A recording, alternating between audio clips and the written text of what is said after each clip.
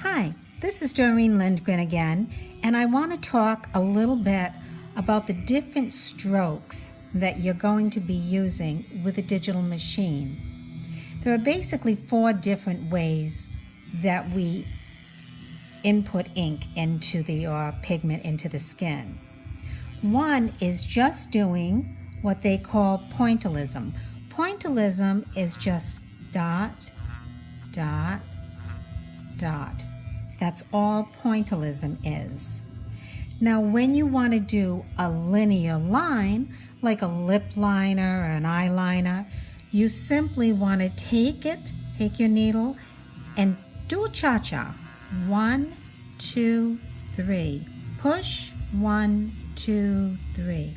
Push, 1, 2, 3. That's what's referred to as a linear line. And then you have what we call an overlay. An overlay is more of a shading technique where you're using little circles to create a softer shade appearance. And the last one, and really the only place I use this last one is when I'm teaching skin needling, collagen induction therapy, or areolar repigmentation.